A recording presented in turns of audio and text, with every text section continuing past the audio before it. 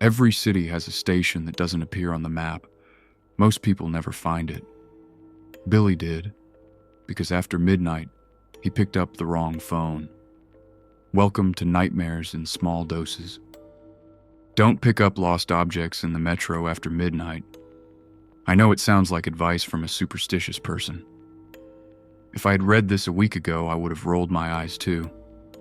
But I am writing this while sitting on a cold tiled bench in a station that does not appear on the map, with 7% battery left on my phone and the sound of another phone ringing somewhere in the tunnel. The station is called Maple Avenue Station, but not the Maple Avenue Station you might be thinking of. This one has no exit to the street. It has no ticket machines. It has no security guards.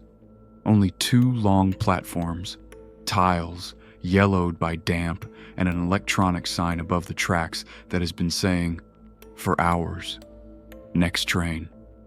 1 minute, it never arrives. Last Wednesday, I left work late. I work in an insurance office, the kind where everyone speaks quietly and pretends they still believe in promotions. I had argued with my sister on the phone during my lunch break. She wanted me to go see our father at the hospital. I said I had a meeting. It was a lie. My father had been in the hospital for 3 weeks. Pancreatic cancer, metastases. Words the doctors said slowly, as if that made them less final. I did not hate him. That would have been simpler. I just did not know what to do with him. When I was 15, he left home, took half of my mother's savings, and came back 3 years later with the excuse that he was not well. My mother forgave him. My sister tried. I kept everything somewhere deep inside and let it rot. That night, I went down into the metro at 12:17 a.m. The regular station was almost empty. A man was sleeping, seated next to the vending machine. A girl with headphones was walking back and forth. On the other side of the platform, there was a rusty bench I had never noticed before. The phone was on top of it. It was old, with a cracked screen and a yellowed transparent case. It rang with that sharp, old-fashioned sound of phones that always seem angry. No one moved to pick it up. I looked around. The girl with the headphones did not react. The sleeping man did not even move. The phone kept ringing. I should have left it there. Instead, I crossed the platform, picked it up, and answered. Hello? For a few seconds, all I heard was breathing. Then a voice whispered, You told her you had a meeting. My stomach tightened. Who is this? The voice was low, neither male nor female. It sounded as if it were coming from a mouth too close to the microphone. Your father asked for you at 23:42. Your sister told him you were busy. He apologized again. You did not hear him. I hung up. The train arrived at that instant, or seemed to arrive. Lights appeared in the tunnel. There was wind, brakes, that metallic screech that gets into your teeth. I stepped into the first carriage without looking back. Only when the doors closed did I realize I was alone. Not almost alone. Alone? The lights in the carriage flickered. The advertisements on the walls were blank. The map above the door had every station dark except one at the end of the line. Maple Avenue Station. The lost phone vibrated in my hand. I had dropped it on the bench. I was sure of it, but it was with me. A call with no number appeared on the cracked screen. I did not answer. The phone answered itself. The first thing you stole was small, the voice said. I stood motionless in the middle of the carriage. You were 9 years old. A €5 note from your mother's wallet. She blamed the maid. You let her. The carriage slowed down. Through the window, I did not see the tunnel walls. I saw the hallway of the house where I grew up. My mother standing by the kitchen table, turning her wallet inside out. Mrs. Barbara, who cleaned our house on Fridays, saying she had not taken anything. Me behind the door, with the note hidden inside my sock. "Stop," I said. "She was fired." The lights went out for 1 second. When they came back on, there were fingerprints on the inside of the window. Many of them. As if people pressed against the glass had tried to get out of there. The train stopped. The doors opened onto Maple Avenue Station. I did not get out willingly. The floor seemed to tilt beneath my feet, gently, inevitably, and I found myself on the platform. Behind me, the doors closed. The train pulled away without a driver and disappeared into the tunnel. The electronic sign flickered. Next train, 1 minute. I tried to climb the stairs. They led to a smooth wall. I tried to call my sister. No signal. I tried to smash the lost phone against the floor. The screen cracked further, but the call continued. "There are things that fall between stations," the voice said. "Umbrellas, wallets, gloves, people, guilt." Then the sound came from the tiles, breathing. Every shadow on the platform began to move slightly, like a chest filling with air. My shadow, cast by the fluorescent light, did not follow my movements. It stood beside me, half a second behind, its head tilted toward the phone. "What do you want?" I asked. The voice seemed to smile. "For you to return what stayed with you." "I don't know what you're talking about." My shadow opened its mouth. I did not. "You do." The phone showed a photograph on the screen. Me and my father years earlier, on some beach. He had his arm around me. I must have been 12. I remembered that day as a happy day, and that had always annoyed me. In the photograph, there was now something else behind us, a dark stain on the sand, long, almost human-shaped. "He called you yesterday," the voice said. "You saw the name. You let it ring." "He hurt us badly." "Yes." The answer caught me off guard. The voice did not argue. It did not defend him. It did not call me ungrateful. But today you had the chance to tell him that. You preferred to let him die asking forgiveness from an empty chair. I sat down on the bench. My legs stopped obeying me. Did he die? The phone stayed silent long enough for me to hear water dripping in the tunnel. At 12:29, I looked at the clock on my phone. It read 12:29 a.m. The station breathed more deeply. On the opposite side of the tracks, a figure appeared by the wall. It did not walk out of the tunnel. It seemed to condense from the darkness, like moisture gathering on glass. It was my father's height, with my father's stooped posture from his later years.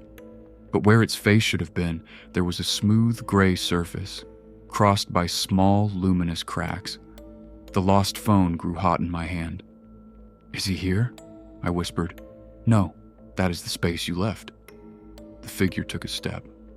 The electronic sign flickered. Next train. 1 minute. "How do I get out of here?" "Answer until the end." "What happens at the end?" The voice breathed beside my ear.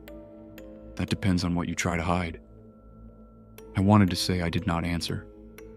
I wanted to write that I was strong. But the truth is that I pressed the phone to my ear because the figure on the other side of the tracks had taken another step, and the sound of its foot on the floor was the same as the beep of the hospital machines. The voice began to list things.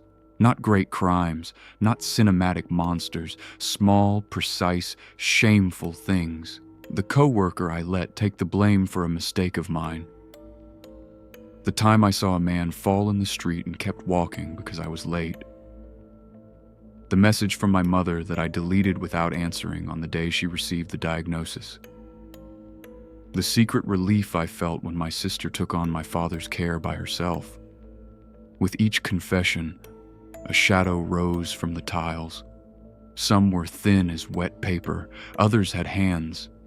All of them came toward me slowly, with the patience of things that knew the train would not arrive. I admit it, I said, crying. I admit everything. Admitting is not returning. Then what? My sister's contact appeared on the screen. Rebecca. This time there was a signal. Call, the voice said. What for? So you can be heard by someone who is still alive. It was the cruelest thing it could have asked. I pressed her name. It rang once, twice. On the third ring, she answered, her voice broken. Billy? I almost hung up. The entire station seemed to lean in to listen. Did Dad die? I asked. She went silent. Then she started to cry. He died half an hour ago. Where are you? I looked at the shadows, at the faceless figure on the other side of the tracks, at the sign that continued to promise a train that did not exist. Rebecca, I'm sorry. Don't do this now. I lied. Today, yesterday, many times. I could have gone. Billy, I was afraid of hating him in front of him. I was afraid he would apologize and I wouldn't feel anything. The figure on the other side of the track stopped. My shadow attached itself to my feet for the first time since I had arrived at the station. I left you alone with everything, I continued, because it was easier to turn my hurt into an excuse. You didn't deserve that. My sister sobbed. When she spoke, her voice came from very far away. I was angry with him too. I know. No, you don't. I only went because I wanted him to say he regretted hurting me more than you. The shadows retreated an inch. They did not disappear. They just breathed less quickly. Behind me, in the tunnel, I heard a train approaching. This time there were no lights, only the sound. The voice on the phone whispered, "Now leave something behind." What? What you no longer want to carry. I thought it wanted my fear, or my guilt, or my anger, but those things cannot be dropped like coins into a fountain. So I told my sister the story of the €5. I told her the truth about Mrs. Barbara, about the lie my mother never discovered. It was a stupid old thing, almost ridiculous beside our father's death, but when I finished, I heard something fall onto the platform floor. A €5 note, old, damp, folded in four. One of the shadows picked it up with long fingers and carried it to the wall. It merged into the tiles. The electronic sign changed. Next train arrived.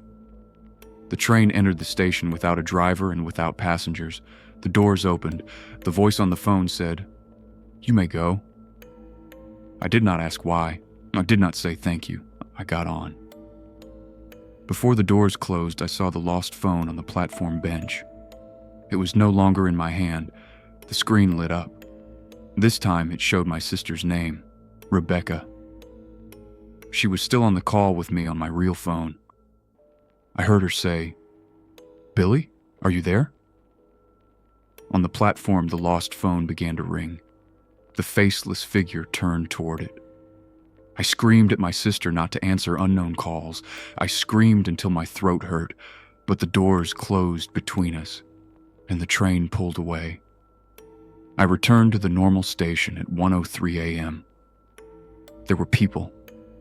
There were advertisements. There was trash on the floor and a security guard drinking coffee. The rusty bench did not exist. My sister never answered again. I went to the hospital. They said she had never been there after midnight.